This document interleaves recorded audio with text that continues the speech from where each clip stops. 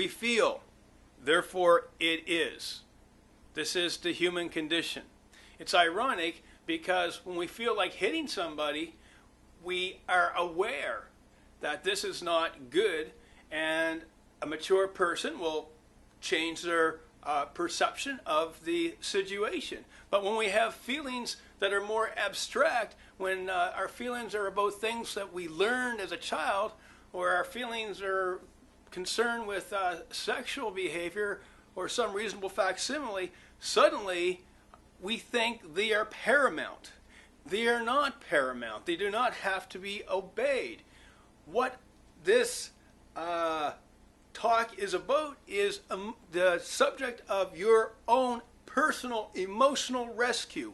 We want our emotions to be saved from ourselves. We are indeed our own worst enemy.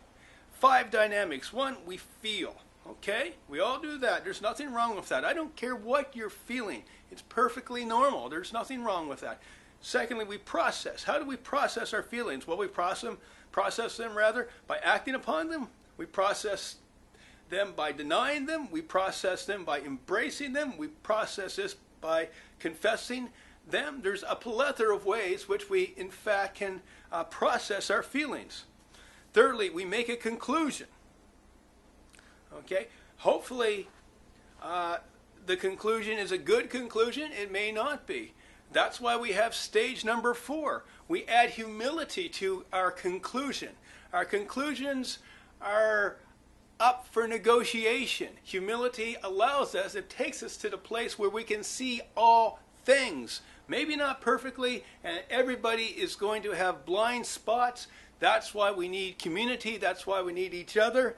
Nonetheless, humility, there will be no healthy conclusion without humility. And fifthly, it is organic. And I simply mean by that, it's natural. It grows naturally. And because it's organic, it's real, and it's always open for negotiation.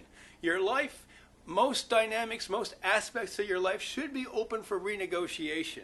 Because the fact of the matter is, most of what we learn is not true. And life quite often is a process of separating the truths from the non-truths. And let's face it, there's a whole lot of bullshit out there. And we've learned that from our teachers, from our parents, from our clergymen, from God knows who. And it is a good thing to a mature person. This is the mark of a mature person.